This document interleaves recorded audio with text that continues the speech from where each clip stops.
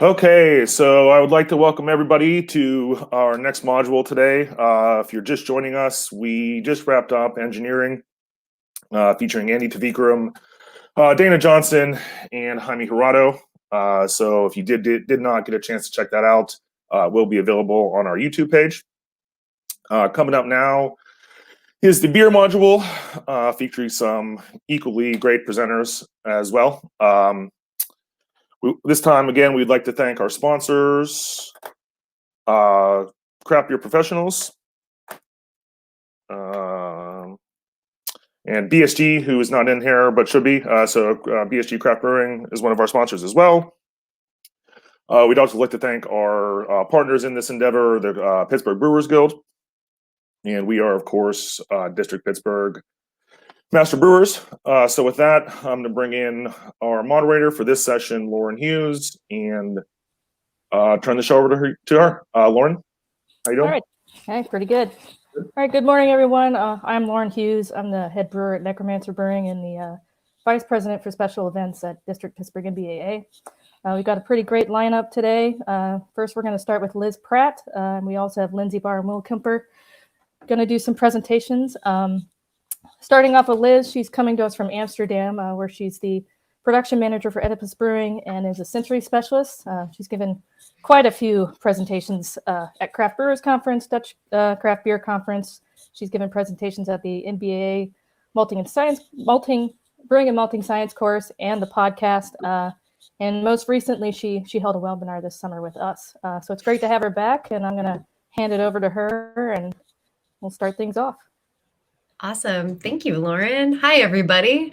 As Lauren said, I have a sensory background, but I'm also the production manager at a brewery in the Netherlands, which is super fun. And also it means I'm trying to do a lot of things all at the same time. It is 5:30 where I am. And so kind of like taking a deep breath and calming down after kind of a hectic workday. I hear that there's a lot going on with all the changing regulations and COVID stuff going on in the US. So I thought I'd share some of the stuff that we're doing over in Amsterdam to deal with the opening and closing and making sure our product is as good as it can possibly be. So I am going to share my screen real quick so that everyone can see my slides. Does this work out well, Lauren?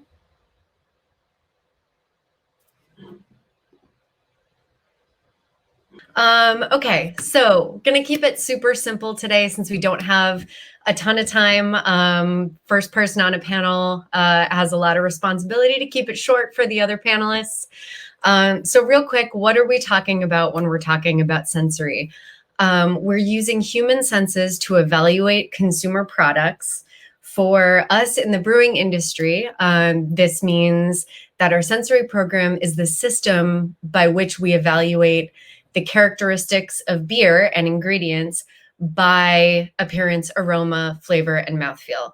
So it can be really, really tempting to just lean on the numbers, right? Like a lot of people in the brewing industry come from a science background, and we want everything to be quantitative. We want it to be rock solid data coming out of a lab. But there are things that our lab can't tell us. So this lovely Hannah pH meter that you see can tell us the pH of a product. What it can't tell us is how sour something tastes to a human being. So what we're really doing is using the human body as our measurement for the human experience, and nothing else can do that. So what we're really doing is part of lab work, but it's something that is really unique and weird and fun. Like I said, I'm a person with a sensory background, and I'm also a production manager at a fairly good-sized brewery. And I believe that even in the Netherlands, I have a lot in common with everyone watching this webinar. We have a lot to do. I feel like recommendations are changing constantly, like the regulations around COVID, what we can do, how close we can be to each other. Does it change if we're wearing a mask? It's also a lot of work to keep maintaining customer trust. A lot of people are on tight budgets right now, don't have a lot of spare cash for craft beer. And so if they have one beer from my brewery that they don't like, what if they don't come back? The stakes are pretty high right now. There's also a lot of pressure to move product super quickly whenever possible, which means you can run into issues with VDK or with THP if you're doing barrel beers. We can talk more about that later. And also, as a production manager, I am constantly worrying about keeping my team connected to why we're doing what we're doing, keeping the team enthusiastic. But of course, that's not as important as making sure my team is safe and focused and healthy. So I'm always kind of trying to figure out ways that we can keep things going, stay connected to each other, and make and sell great beer at the same time. So my thought is today I'll talk about what we're doing with our situation, which is a very limited time. We just went into another lockdown here, so we're kind of all over the place. Something that I always talk about in the longer sensory talks is how to figure out the questions you want to ask. Especially now, there's no point in wasting time talking about measurements that you can't use. When in doubt, go back to bare basics. So descriptive analysis asks, what does it taste like? True to target testing asks, is it what we meant to make? Difference testing is something different. And hedonic testing is how much do we like it? And what I've highlighted here is true to target testing, because for us right now, that's the most important thing. And most other brewery folks watching this webinar, it's going to be the most important thing to you as well. So right now we're doing a combination of remote panel and on-site panel. These boxes that you see in the picture were from our first kind of remote panel when things first shut down. We really wanted to focus on getting to know the products and getting to know what our targets were for different products. So I set up these boxes for everyone.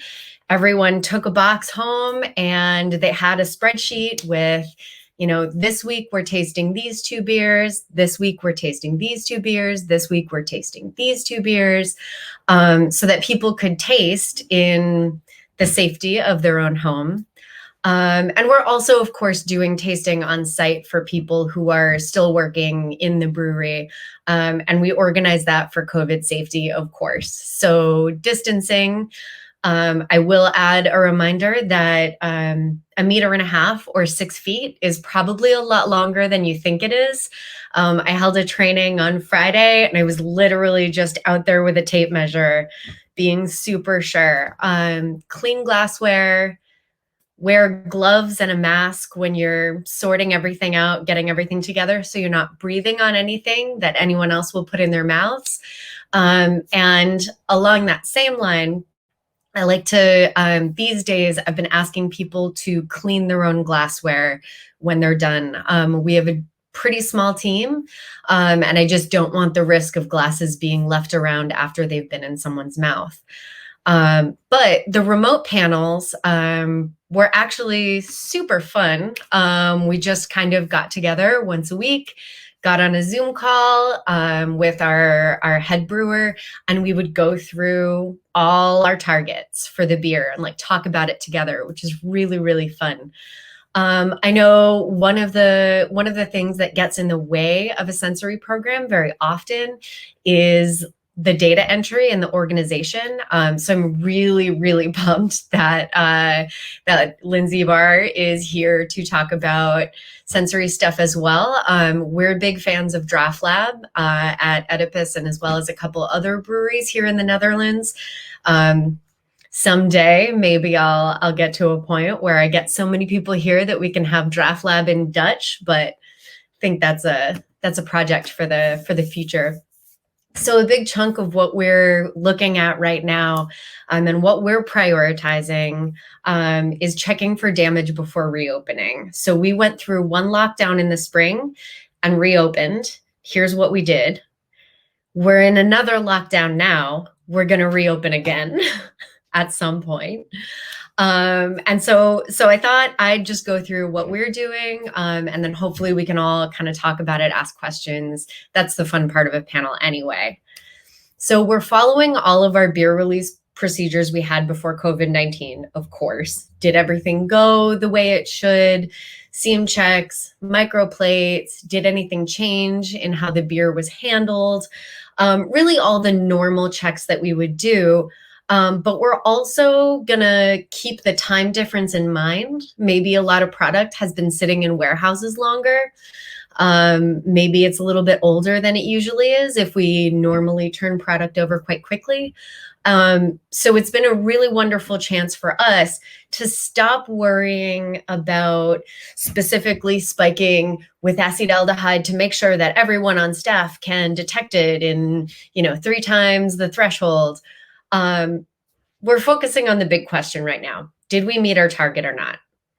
And if the answer is no, then we dive deeper. But this is what is functional and positive for us right now. So for example, I decided to grab a picture of Gaia IPA because it's a beer that I love and we've been doing a lot of work on. It's quite popular here in Amsterdam. So I look at a batch of Gaia IPA that we're about to release into distribution. All the normal release checks were good, great, good to see it. But then I'm going to do a round of true to target testing with my team. Does it taste like what we expect this brand to taste like? I'm not asking good or bad, although I think it's good. I'm asking if it's Gaia. Are all of our expected flavor markers present? Is everything, the way it's supposed to be? And are there new flaws we don't identify as being a target for this product? And we're especially looking for the unintended characteristics that might show up with age or with any kind of odd storage situation. We'll also do checks with some of our accounts. So out in bars and restaurants, which right now in Amsterdam are totally closed down. But when we reopen again, especially in a situation where we've had multiple lockdowns and multiple hospitality shutdowns, my biggest worry is that a lot of bars are going to be really just trying to push through product. And that means a lot of draft line maintenance can kind of fall by the wayside. So with our accounts, we're checking, is the beer within sell by date? Is it labeled correctly? Is it served safely? And then of course, is it served through clean lines? If you are sending product to a bar or restaurant that has had their lines shut down for a couple weeks and they're planning on, just opening because it hasn't been that long, it'll be fine. You could end up with a whole host of problems in your beer that you might not know about. So I really recommend just doing a thorough check, have your sales team out there. As soon as things reopen, just remember that the beer doesn't stop existing once it leaves your brewery. So keep an eye on it as much as you can. And of course, I always try and stress to every group I ever talk to that all sensory is good sensory. Just please stay up to date with any safety guidelines. For those of you in the US, that would be the CDC. Here in Amsterdam, we go to RIVM for the guidelines on how to be safe with COVID. Frankly, this sucks. This sucks for all of us.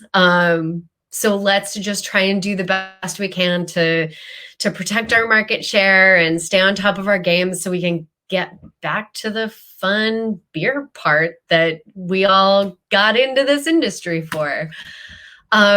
This is a picture of the brewery where I work back when we were able to throw big all-night parties and we were featured in a piece about the top 10 unusual nightclubs of Amsterdam. We'll get back there eventually, right? So let's just be gentle with yourself, be understanding. We're all going through a real tough time. Talk to yourself like you would talk to a dog. Do you need a nap? Do you need a snack? Good boy. So I'll hand it over to Lindsay so she can talk about a little bit more of this stuff. And yeah, hopefully we can chat about all the questions and all of that good stuff in a little bit. Yeah, we'll probably do a couple questions now. And I'm sure Lindsay might chime in at some point if you're cool with that. Sure. A couple questions I have. So when we're not dealing with a lockdown, and this can kind of go to both of you, how often do you recommend having a sensory panel? Like once a week, once a month?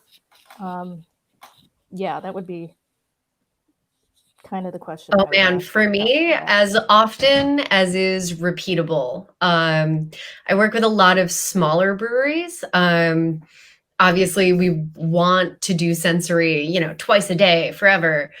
For me, I always encourage people to pick a regular rhythm that they can stick to so they don't get burnt out and get tired of it. But I would also like to hear what Lindsay's answer to this question is.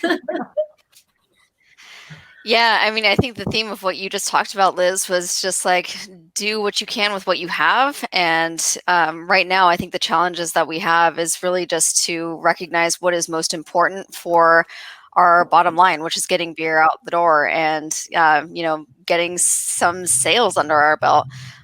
So because that's kind of the main focus, all those sensory tests should be really focused on that main business objective of trying to get beer out the door.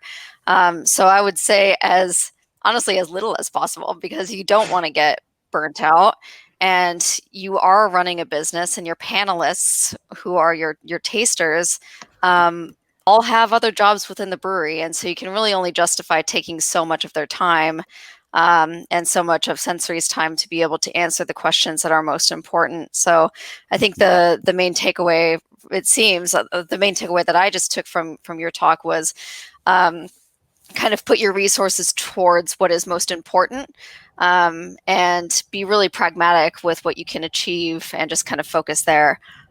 Which, work on those rapid methods and try not to take too much time and effort away from your panelists' other brain things going on.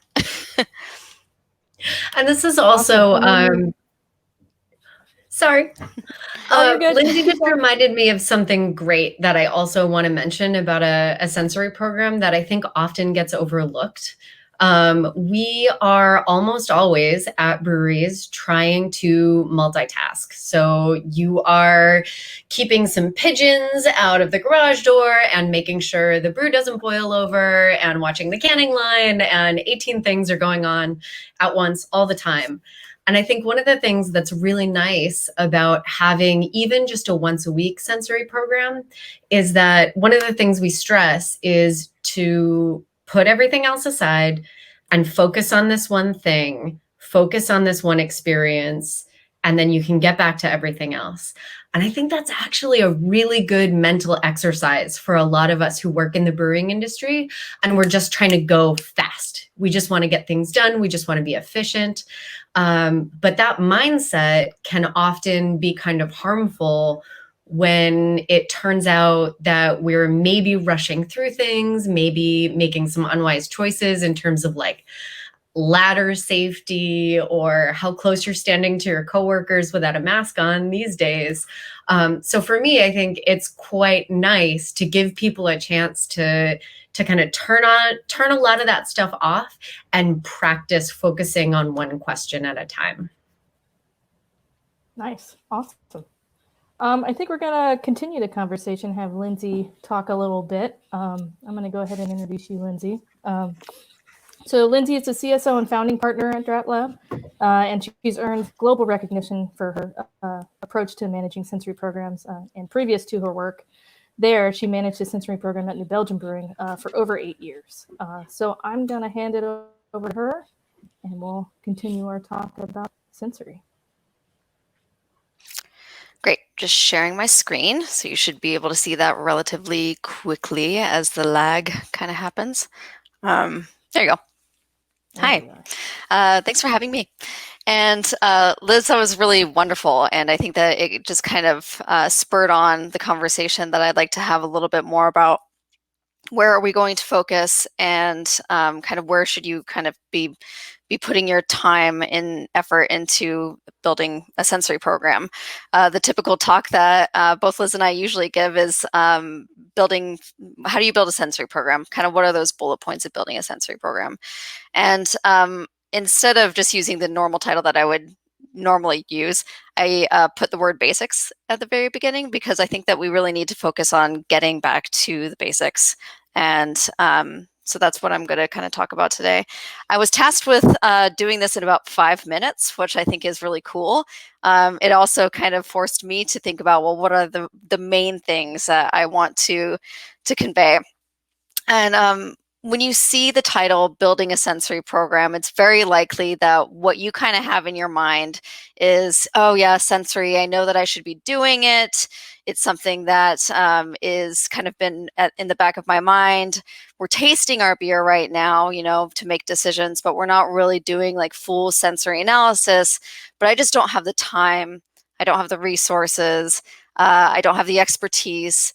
Maybe I just am not ready. I'm not in a position right now to be able to start a sensory program. And I think if you're going to take away just one thing in my few minutes of blah, blah, blahing, it would be that you do really have the resources now to start making use of the repetition of just tasting your beer. Right now, I'm sure that you're tasting your beer.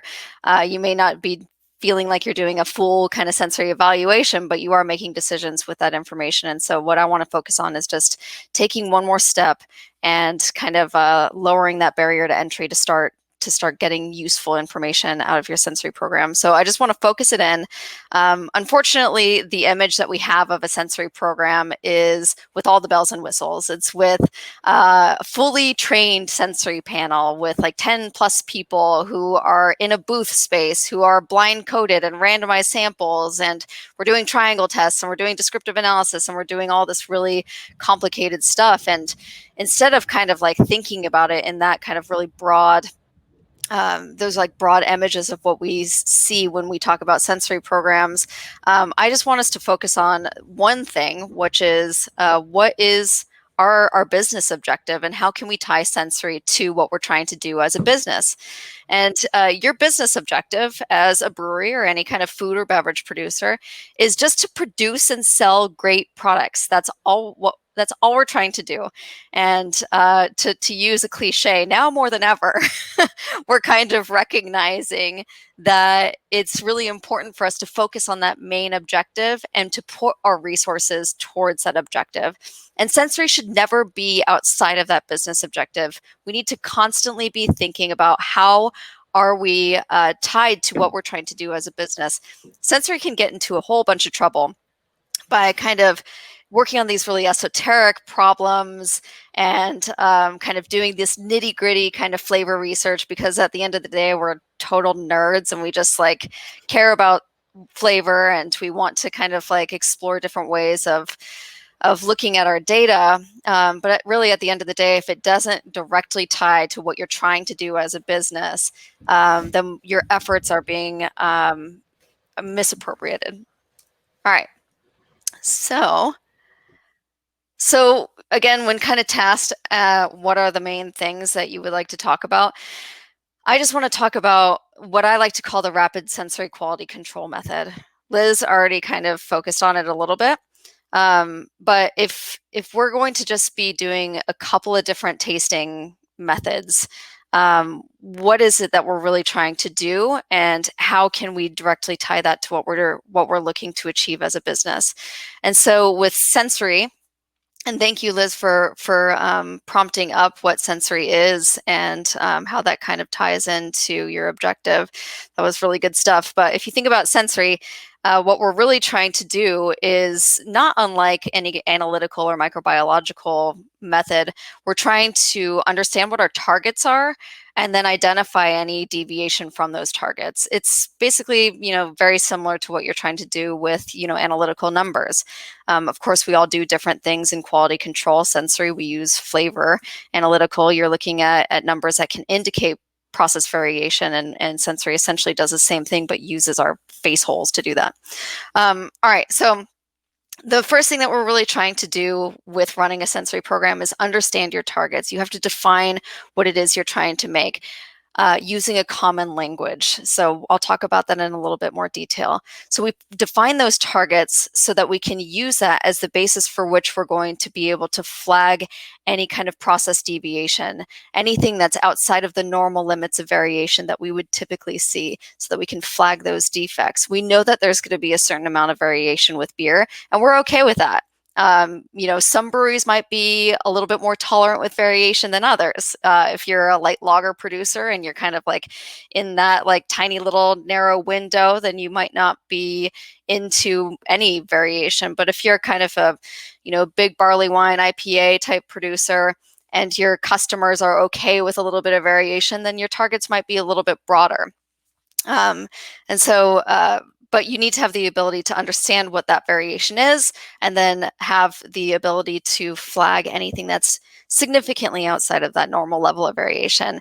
And that's all so that we can become better brewers, so that we can take an action based off of that information, and everything should really be tied back into what am I going to do with this.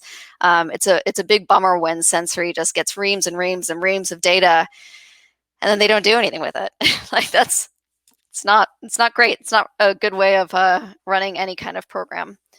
All right, so let's dive into this in a little bit more detail. So when thinking about sensory methods, if you look at like the American Society of Brewing Chemists or the American Society of Testing and Materials, there are like 30 plus sensory methods. And so it's hard for us to kind of be like, where do we start? Like, I'll grab the triangle test, and that's what I'm going to do, because everybody kind of understands that. That's where that's a pitfall that I see pretty frequently.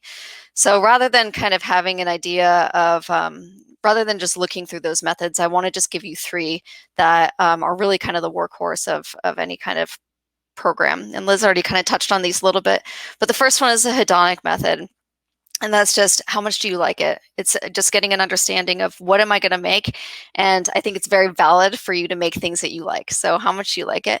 Number two, what does it taste like, so that we can build our target description? So that's the description test.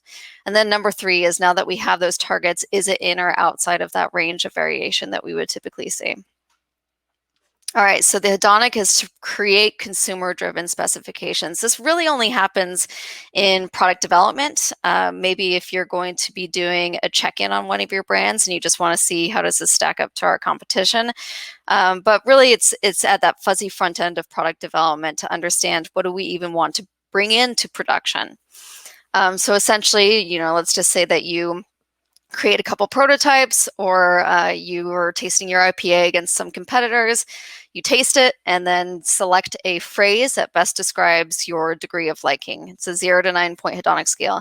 So each of these terms will correlate with a number, and that number can be used to chart.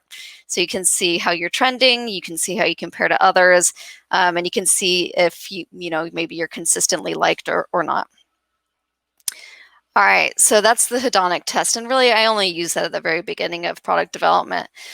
Once you know what you like, then you can describe it using what, we're not very creative when we come up with a test name. So I call this the description test or the describe test. And basically what we're trying to do here is to generate a comprehensive target description utilizing a common lexicon. So I want to pause there for a second and talk about the beer flavor map. This is a tool that kind of helped us even form the concept of Draft Lab. Like, bringing that flavor map to light was really part of what was the impetus for forming Draft Lab as a business. And what we are doing with the flavor map is to try to create a common lexicon that we can all, understand more or less and utilize to build target descriptions for our products. That really the first step in any kind of sensory method is to understand the flavor components, the flavor characteristics of what you're producing. And I like to do that through, the method is check all that apply, utilizing this lexicon. You can find the beer flavor map on our website, and there's a couple of other places that you can find it if you want to check it out. And it's also integrated into DraftLab as a tool. So essentially what you're doing with that is panelists are describing their flavor using that common lexicon. Have you ever had the experience where you've just given somebody a blank piece of paper and asked them to describe a beer? They look at you like you're a crazy person and that like, wait, what am I going to do? So what we're really trying to do is kind of give you the basis for which you can describe your product in a more targeted way. Once you aggregate all of that information, you can then find common flavors and build that flavor target from that information. So now the true to target test. Liz talked about this, but this is really your workhorse. 80% or so of what you do in the brewery, and that goes with New Belgium, where I came from, to any smaller brewery, any larger brewery. This is usually just the workhorse. You don't want to be doing your full suite of sensory analysis on every single sample because that's a huge waste of your time. What you really need to do is find those defects, find flag samples that are off, and then you can start focusing on those a little bit more pointedly. So the true to target test allows you to do that. The purpose is really just to flag any kind of inconsistency. And so you do this by utilizing that target description that you just built to identify if a sample is in or outside of the acceptable range of variability. What this looks like is, in plain language, saying visually, does it look like this or not? Yes or no. It's a binary yes or no. You have to make a decision. And it's really, it should be really objective. This is what it should look like. Is it that or is it not? And then the result is a percentage of not true to target assessments for each of those modalities. So visual, aroma, taste, mouthfeel, and then overall. And this can give you an idea of if something is out of target. And a little bit of context for maybe the magnitude of the problem.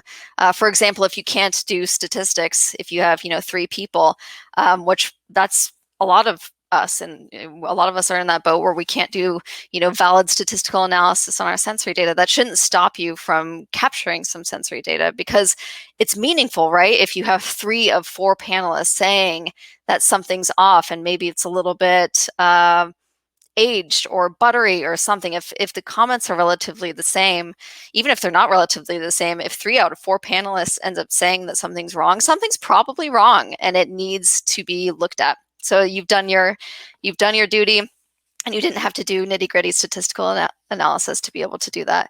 So that's the true to target test, really the workhorse of any program. All right, so that's essentially what I kind of wanted to at least queue up so that we could have more of a broader conversation around maybe those 3 steps, what your main functions are as a sensory panel. And I also just wanted to give you my contact information and we can stay in touch. But if you want to get in contact with us, it's info@draftlab.com. You can follow us on the social medias at those different locations. And then you can always reach out to me directly. I'm always happy to have quick 30-minute calls, just see where you're at and maybe give you a little bit of insight on some areas for improvement. And I'm happy to just hop on a quick call with you. My email address is lindsay@draftlab.com. Pretty easy to remember. All right, so with that, I can move it into the panel discussion and hopefully we can nerd out about sensory methods. Awesome. Thank you so much. So kind of a question for the 2 of you before we move on to Will's presentation. I don't think we covered much about this, but when you start designing a sensory program, which backgrounds are you looking for when choosing people to be in a sensory program? Or is it always going to have, are you always going to have brewers on that panel? Or are you going to have people from all over the organization? Just kind of for those that don't have a sensory panel up and running and would like to get one going, especially with trying to get beer back on the market. How would you go about designing a panel? And that either of you can answer or discuss. I guess I'll go and start. I'm not a huge fan of nitty-gritty screening processes. If I would take advantage of who you have at your facility because you're going to need to use them regularly. So you don't want to have to call people in from the outside to taste something to release it. They kind of have to be right at your fingertips. And as far as understanding sensory acuity, that will come over time. That'll come with a little bit of training as well. I'm also not a fan of, testing somebody, kicking them out without giving them any sort of training.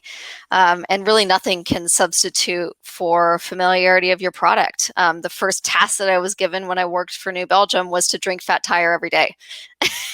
And I thought that was like the coolest thing in the world. But there was a lot of wisdom in that there was an understanding from my manager, Lauren, at the time, that you really have to understand the flavor of the product. And as good as a target description can be, you still have to have your own experience with it and be able to gauge your own understanding of what's in and what's out. And so the good news is like, we don't make cat food, we make beer. And so a lot of us are relatively familiar with our product because we like to drink it and enjoy it.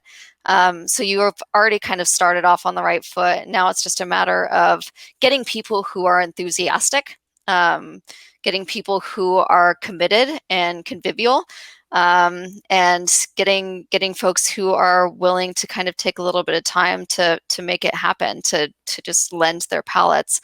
If you're forcing people into being a taster, they're going to give you crappy data. They kind of have to be doing it on their own volition, and it's nice to, if you're already working for a company that has an overall culture of quality, it's way easier to kind of get everything going. So basically, that's all to say. Use people who are at the brewery. Over time, you're going to understand who has high sensory acuity, even if you're not doing a ton of training. And then you can kind of pinpoint those who may need a little bit more help, and just kind of work through. We start now and work through it as you get more data. Your program will work for you a little bit more clearly. What do you think, Liz? I'm hugely in agreement with pretty much all of that. I always mention that one of the best panelists I ever had was someone in a marketing department who said, "Oh, no, I couldn't possibly come to panel. I don't know anything about tasting beer." But she was great at it. And so I always try and remind people that, like, there is not... The idea of being bad at sensory doesn't exist the way you think it does. You are not bad at sensory if you are one of the huge number of people who are totally blind to diacetyl. You're bad at sensory if you're not taking it seriously enough to learn that about yourself and say, hey, maybe I'm not the person who should do the forced diacetyl test on that beer.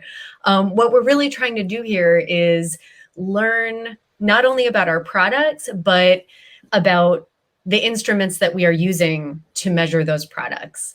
So I think often people get caught up in like, oh, I got the spike and I thought it was something different from what it is. I got it wrong. Like, I did a bad job. But there's only one way to get better, and that is to keep doing it and keep learning. Awesome. Well, I'm going to pause this conversation just for a little bit so that we can get Will to come on and talk a little bit. But hopefully at the end, all of us can continue this discussion. It's been great. So at this point, I'm going to bring up Will. For those of you that don't know Will, he is the brewmaster at Chuckanut Brewery out of Bellingham, Washington. And he's a brewery consultant, open many breweries, including Capital City Brewing DC, Chambers Mile High Brewing, and also opened a brewery in Taps. Within a year of opening Chuckanut, Will and his brewery won the 2009 GABF Small Brewery and Brewmaster of the Year, and did the same thing in 2011. The brewery has won countless awards at GABF, World Beer Cup, North American Beer Awards, and Washington Beer Awards. And without further ado, take it away, Will. Okay, thank you very much. I can start. Marcus, do you have my PowerPoint ready? Uh-oh. I don't see the PowerPoint? It's coming. Okay. Can you all hear me? Yep. Good. Okay. Let's start here. How to win every award ever. Now, this title was chosen for me. And after thinking about it, I thought I had expanded a bit and introduce other concepts such as how all dreams come true, how you can attain instant wealth, and how you will be the most desirable person on earth. All you have to do is send $1,000 to Will Kemper Care, Chuckanut Brewery, and I'll go on that a bit. Now, seriously, my feelings are that most contests with integrity are rather capricious in nature. Sometimes you're pleasantly surprised at the outcome, but more often than not, you're disappointed. I say, in evaluating this, I give kind of an example. If God came down with the best beer ever in any category, he still might not win. So if you have that assumption, then your mindset will be clear. Next slide, please. I think this is probably why I've been asked to do this. In that 2020 at the GABF, we were fortunate to win silver for light beer, gold for the Bock, and a bronze for the rye. And I'm pleased because it shows somewhat of a range with Chuckanut from light to obviously rich beers, Bock beers. Chuckanut beers largely, though, are known for beers in between. We're fortunate in that Chuckanut has medaled every year at GABF since 2009, all except 2013. That was the year where they closed entries, and so Chuckanut wasn't even, we didn't even have any beers in the contest that year. Next slide, please. Brewing, art or science? And we all know it's actually both an art and a science. Our language is the sciences. I can't imagine a highly competent brewer that is incompetent with or unable to understand our language. However, it is the art and individual perceptions that create the difficulty for uniform, consistent, unexpected, or desired results. Now, there are many definitions of art. Many deal with it being a craft and how it impacts the senses. And so an individual's perception and appreciation is highly involved with judgment. For me, I show a sculpture here because it's most like brewing to me. It's creating a form, an image, a totality there. From raw materials, you form the finished product. You work away the material for their final form, desired form. And that's an important word, desired. They're both positive and negative flavors. The intent here is to eliminate the negative flavors, which can mask or overpower the positive flavors. Next slide. This is a chart that I included. It comes from a book called Malting and Brewing Sciences by Huff, Briggs, Stevens, and Young. That was the IBD classical textbook during their work. And the reason it's a generalized assessment of how time impacts flavor. So this gives a good, at least to me, good reason why things are so bizarre in tasting and when you come across. So where's your beer on that time chart? How are you going to evaluate where that is and what is a taster? What is he going to come away from it? Now, each beer is individual, unique in all these various generalized factors. But the point is, beer changes. Next slide, please. Now, this is one of many diagrams out there for making beer. How many steps in making beer? 10, 50, 100? Also look at, for example, fermentation. Yeast comes in. How many steps are really in that? Understanding how yeast works in it. It's so many. So whether you say 50, 100, there are just so many, and the point is they're interconnected. Raw materials will impact final flavor. Everything involved in this diagram, however a brewer makes beer, is interdependent, and they will impact all the other subsequent steps. So this is a consideration you should do. Do your best at every single stage. Go from there. Next step, please. This is a chart. This is our brewhouse chart that we have at Chuckanut. It's similar to many programs out there, computerized programs. And I started using computerization in 2001. I was doing a project in Istanbul. And it is so powerful using computerization. Now, this is what we do, but as I said, many more out there. It is a tool of today. If you can't use the tool of today, you're behind. And this is so powerful. As I said, I would expect any brewer to at least start using this somewhat. Computerization. There are many out there. Start, and then you can progress from there. Next slide, please. This is a fermentation graph we have at Chuckanut, and each beer is able to have a graph associated with it. Now, the one thing, why these are important is like a medical chart. When you're manufacturing a beer, you have to have an understanding of what is going on, and then that will also give you an idea of what to do in the future. Now, one thing I want to show here, I don't know if you can see it, but the sensitivity of the temperature readings are within a decimal of a degree Fahrenheit. So that is the focus we're using. Computerization is actually able to give definitions within a hundredths of a degree Fahrenheit. So that is a potential, but it's absurd to start talking in terms of that because it's meaningless and it creates other issues if you go to that fineness. So this chart, what it shows is actually from a diacetyl rest of 57 degrees Fahrenheit. This is a lager beer, conventional lager we do. 57 degrees diacetyl rest, and we reduce it down to 35 degrees Fahrenheit. And then at 35 degrees Fahrenheit, we'll hold it there for yeast harvesting before we reduce it to 30 degrees Fahrenheit for lagering or cold condition. Another thing I'll point out with computerization, you might note that when we reduce it down from diacetyl down to 35, it's a degree Fahrenheit per hour. So it's a phased reduction for the sake of not having a temperature impact, negative temperature impact upon the yeast.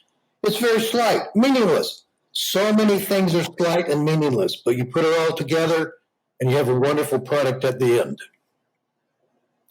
Next slide. This is something that I've been using for decades, and so I'm familiar with. These are Spunding Devices. Spunding Devices came about from the Reinheitsgebot.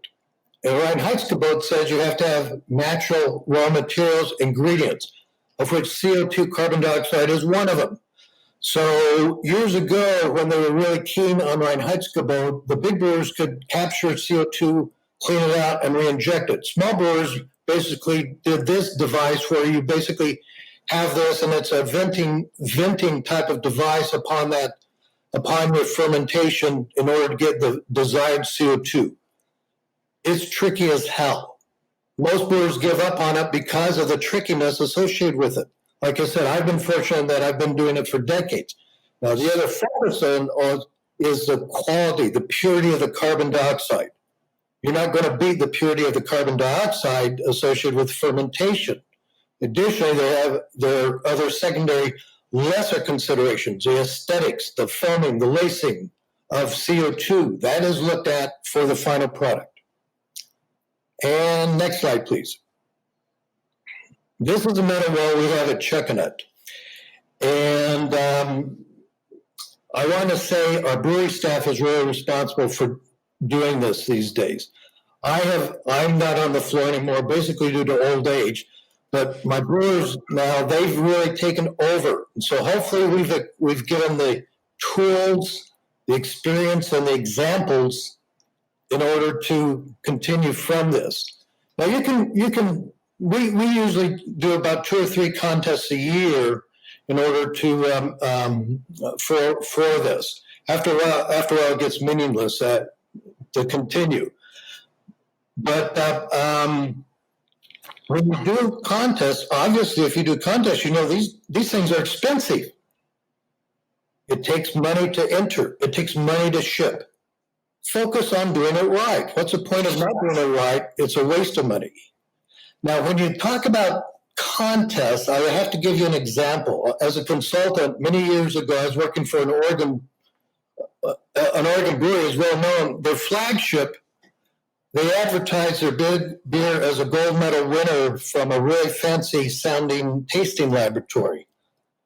The beer is bad, and it really bothered me. So I called them. I said, it's my understanding you gave this beer a gold medal. I said, that's right. I said, can you explain how that came about? They said, well, actually, all beers we taste get a gold medal. If you do well, if we think it's well, we'll give you a platinum medal. Well, that explained the nature of the contest to me, and that's what we live in. One thing I want to then close out is that you cannot be all things to all people. Understand who you are, what you want to be, focus in on that, and make good beer. Thank you. Thanks so much, Will. That was great. Thank you. I'm going to get things kind of started so we can have a little bit of a Q&A with everyone in our time remaining. Will, one thing I had a question for you was, do you take packaging into consideration when deciding a timeline to send your beer to the competition? Like how close? Packaging, two things. So within that question, what I'm hearing, first of all, is a time consideration. Of course, the beers from a light beer to a heavy beer, you have to figure out when is a desired point for tasting. So if you understand, for example, in a contest, when tasting is done, then you can plan and you do the best you can. Sometimes it doesn't conform to your production consideration, but you can do that planning. Light beers, common beers, maybe 2 months. Bock beers, heavier beers, Baltic porters, 4 to 8 months. So that can come into play. And when you say that, so I pointed out that to me that flavor, that graph is really important. It shows the dilemma that we're facing there. But one thing for me, all beers, they have what I refer to as a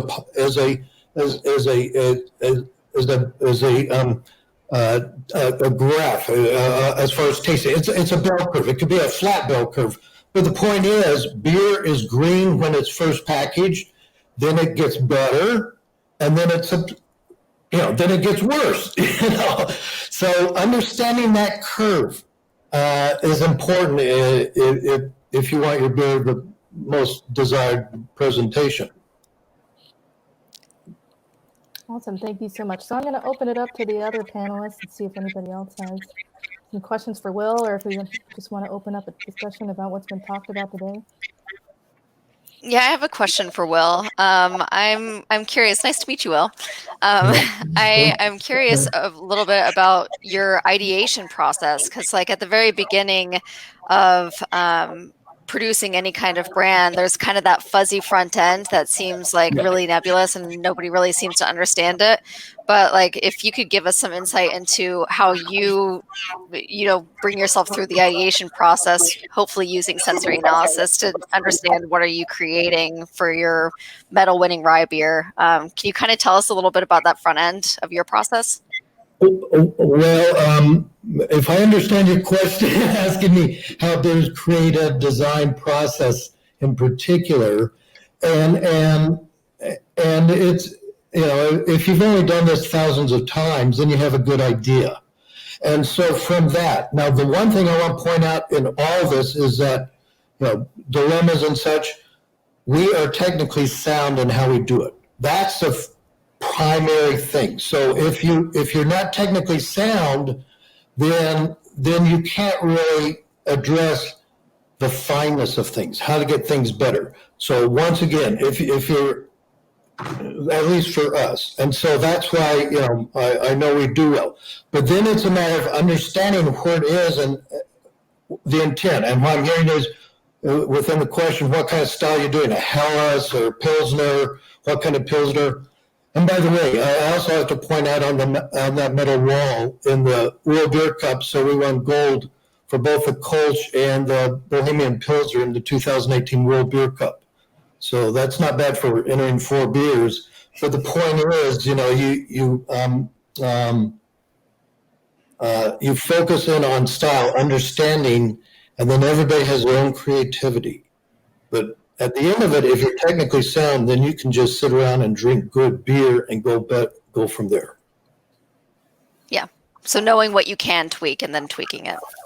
Yeah. Exactly. Yeah. And so the tweaking, it's understanding the technical consideration will give you capability to understand where you can go, but it's based on a format of technical correctness to begin with. Yep. So you're talking to the flavor, diacetyl, or pick any kind of chemical involved, then you can figure out where in the process that might be involved, and you can address it accordingly. Mm-hmm. Yep. I like it. Thanks.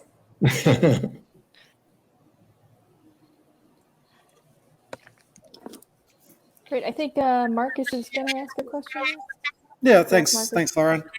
Will, you obviously have a thing for continental European style beers, and when you're talking about beers with the passion, it's always a Pilsner or a variant of Pilsner or a Kolsch or a Bock. Do you think that selection of that set of styles has aided you to win so many medals, as opposed to? Yeah. Well, first of all, that's my preference. I love that. I love going to Germany to drink beer over there with that. But my background, for example, I was in the first IBD, so I took the first master brews, UC Davis. That's very English. I would love to be able to make English beers. I really would, because that's really my educational brewing background. But I just don't have the time for that. And so that's, I said, you can't be all things to all people. So for Chuck and I to do it, and this is the other thing, to do going to England to drink beers, that's wonderful too, good English beers. But to do it correctly, what does the yeast strain use? How to optimize their fermentation for English beers? That would be the dilemma, because right now, we have our German ales, we have our with Kolsch and Alt, and we have our German lagers, obviously. But to throw in another one, so that complicates what we would be doing. So what I'm saying here is that I have to choose what I want, but the world of beer is wonderful. It's broad, English, Belgium. It's like food. Do you like chicken? Do you like steak? What the heck? Yeah. Yeah, but if you focus on chicken and the judges like chicken, it's a good route to success. It works, yeah. Obviously. Okay. Right. Awesome. Any of you guys have any more questions for Will or Will? Do you have any questions for Liz or Lindsay? Well, I want to say also one thing. I'm glad to get back to Pennsylvania with you folks. I was in the 1990s MBAA, was in the Philly chapter, and when I was going to the meetings, I was the only craft brewer going to these meetings at the MBAA. Now, all the big brewers, though, the camaraderie, how they made me feel, it was very special. They were so welcoming. Now I suspect it, like the Pacific Northwest, is mostly all craft brewers here. But it's a camaraderie and the desire for good beer that keeps us all together. For sure. Awesome. Well, I think Marcus is going to lead us through a little tasting. Is that correct, Marcus? It's twofold. Time we have here. It's twofold. So Will's previous comments, which were completely unprompted, actually are part of what I want to say also. So it's very interesting that just a couple of years ago, when we reformed District Pittsburgh MBAA, one of the things, Will, that we found that we were missing was a large brewery in the area to anchor things. And we are a collection of very small breweries. A lot of them owner-operator, so often the concerns are as financial as they are quality.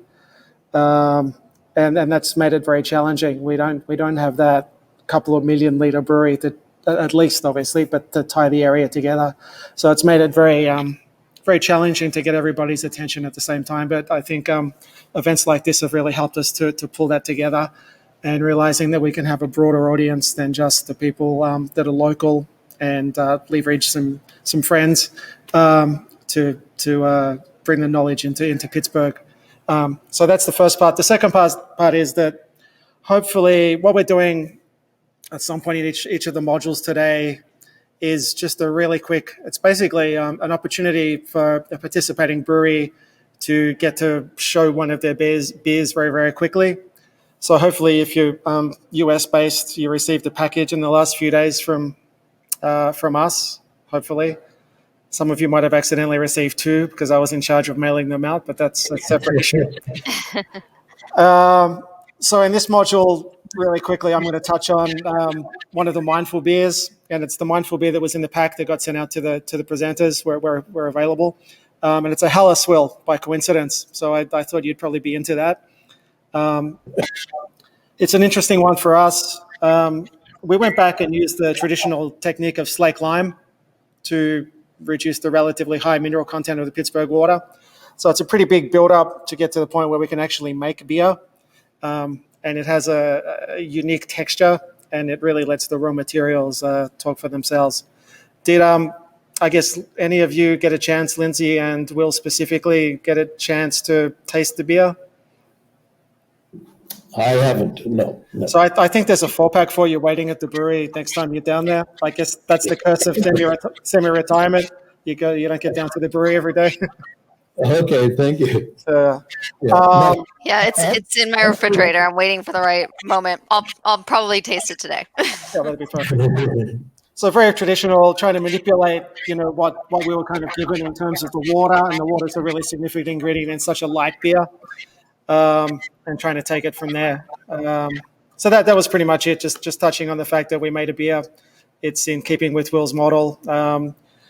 If anybody's ever tasted the Kolsch that we make here, or the Kolsches that I've made previously in Australia, they all come out of the Will handbook. They're obviously palate imitations, but and I tend to change them to be a little bit less traditional, which probably pisses him off as well. But they all started as a Will Kemper recipe, so I'm always grateful for that, Will. Thank you.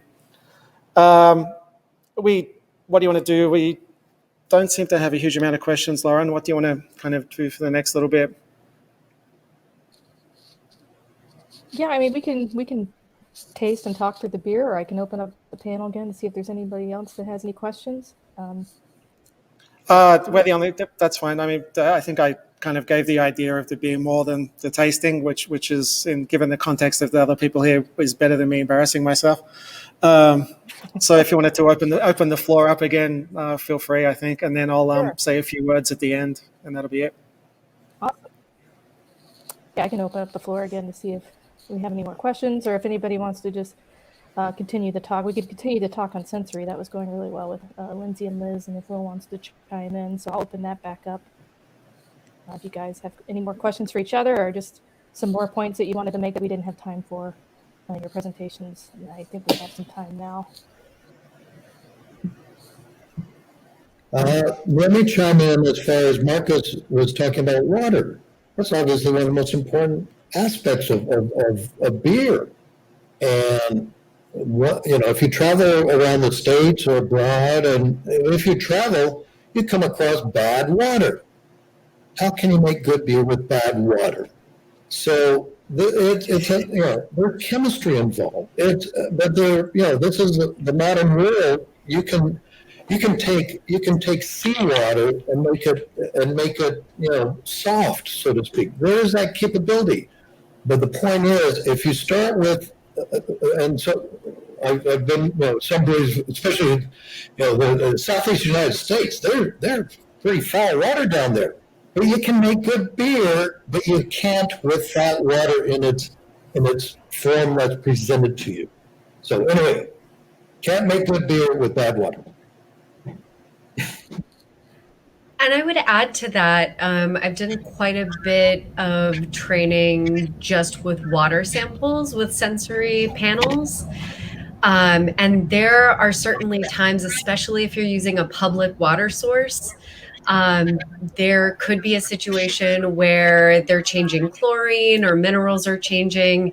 It's great to make sure that your first person in the brewery, maybe your first brewer gets there 5, 6 o'clock in the morning, just pour a big sample of that water, take a look at it, smell it. I think last time I was here, I told the story of the day in Maine where our head brewer kind of took his glass and it didn't look quite right. And so he filled up a giant bucket of the water. And it was like, once you had a large amount of it, it was this disgusting, like hazy brown. And what had happened was overnight, a water main broke down the street. And of course, the city's not going to think to call us and warn us. But we got to avoid starting a brew without water, sanitizing a tank without water, prepping our canning line without water. Brady catching that and being in the habit of always running brief, even informal sensory on the ingredients really, really helped us save a lot of money and a lot of time. Nice. So cool. And Thanks a lot so of much. those water taints. I'm sorry. You can continue, Lindsay. Sorry about that.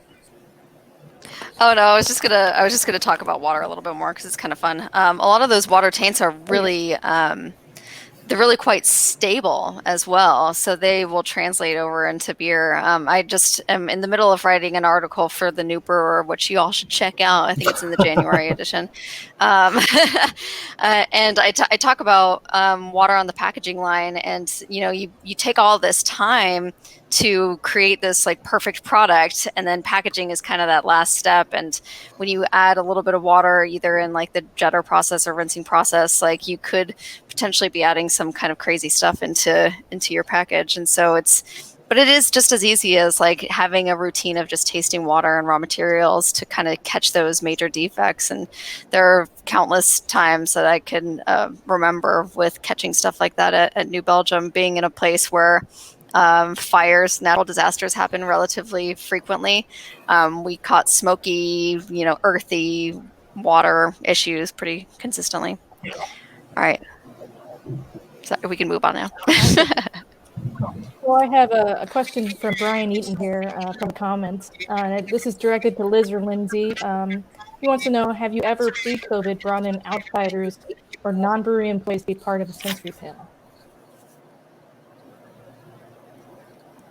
Go ahead, This Liz. is a really interesting one because I think what it really gets to is also like, one question is this person a good panelist for, everything my panel does on a regular basis? But bringing in outside tasters also connects with doing kind of the consumer research side of sensory, which is something that I don't have a ton of experience with. But Lindsay, I think you do, right? That was a nice volley up. Thank you.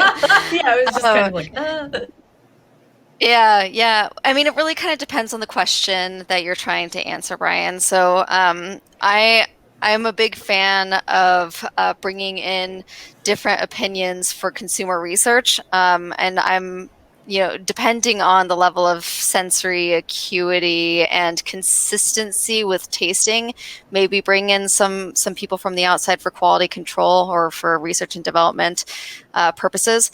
But really the most, I guess, like the most appropriate question to ask a consumer is, do you like it? And how much do you like it? And maybe what are some of the attributes in it? Consumers are way more savvy than we actually give them credit, I think. And they are capable of describing products, and they're capable of, with repeatability, answering questions about their level of perception and liking. So I'm a big fan of bringing people in to just ask, how much do you like it and what are the attributes in it? And that is something that you can utilize as a brewer to take into your product development process. And really, all of consumer research can just be distilled down into those two questions. I really strongly believe that. A lot of consumer methods have hours-long ballots, and again, you have this image where you're bringing people to a central location and you're putting them in a booth, and you are going to have to pay them, and it gets really expensive and overblown over time.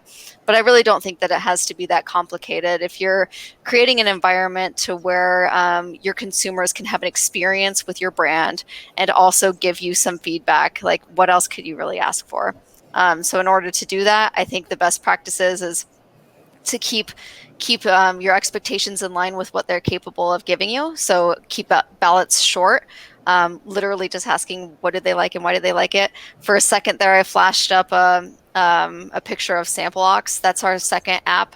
SampleOx is a consumer research platform really created to do exactly that, and it's fun. It's really built with like consumers in mind, so you can check that out as well. Can be run from anywhere in the world, and even with what we have right now going on in the world, I still think that it's even more important to be able to create opportunities to engage with your consumers. And in the experience economy, it turns out people really want to give their feedback and feel like they're part of your brand. And so I think that that's really the most appropriate way of engaging with your consumers to help inform product development. Awesome. Thanks, Lindsay. And thanks to Brian, who asked that question. He's actually the moderator for the last module of the day, Space. We have one more question from Michael Tsarik, and he asks, hops seem to get the most of the focus when it comes to the consumer feedback and tasting notes. Can you talk a little bit about malt-driven flavor notes that consumers may be ignoring? Yeah, interesting. I'd like to hear all of your perspective on this too. You know, when it comes to what you're asking a consumer about, even a panelist, if you say describe hop flavor and describe malt flavor, they're going to look at you like you're a crazy person, because really not a lot of people can discern the differences between flavors that come from each of those inputs. And so to me, it kind of doesn't matter. To me, if a consumer is only noting hop flavor, then you just learned something important about your beer, that it tastes like hops and it doesn't really taste like malt. So I don't think that it's really worthwhile to kind of focus their attention on malt flavors, because that's not the primary attribute that's coming out. And whatever they're experiencing is really what's most important, regardless of origins. That's my philosophy. Awesome. Well, I think we are just about out of time. So I wanted to thank everyone. I wanted to thank Liz, Lindsay, and Will for presenting and for all the great questions and feedback. It's been a great panel. I hope everybody sticks around. 1 o'clock, we have words, which will be our next module. And yeah, thanks to everyone for tuning in. And we have a little bit of an outro, and then we'll be on to the next one. So thanks so much, guys. Really appreciate it. Yeah, thank you very much. Thank you. So just a couple of things to finish up, and it's probably very similar to the intro. Thanks to our four presenters. Full screen, please, Adam. Yeah, that ended up being quite a mixed bag of opinions, so that was pretty good. Moving on, please, Adam. We're obviously just finishing up the beer module, so module 2 of 4 is about to complete, and we're moving forward with words, which will feature Mitch Steele, Ashton Lewis, and Pete Brown from the UK. Moving on again, we'd like to thank a very supportive Facebook group that's done a lot of co-advertising for us and allowed myself and Adam to present on an occasion. Craft Beer Professionals, I'd recommend you jump on that on Facebook. Lots and lots of information. And then Pittsburgh Brewers Guild, again, a partnership with those guys for the first 3 modules, and then they get to run the last module by themselves. Is there one to come, perhaps? There's us, the Master Brewers, and specifically District Pittsburgh. We'd like to thank everybody for attending. One thing that we did miss then, to the guys that helped us out financially and are always supportive of the MBA and specifically this district, BSG, have done nothing but give us everything we could possibly want. So on that note, Lauren, I think we're pretty much done. Yep, sounds great. Thank you so much. And hopefully we'll see everybody in Module 3 relatively soon. Thank you. Yeah. Thanks, everyone. We'll see everybody in about 15 minutes with words. So thanks again to our presenters, and we'll see you shortly.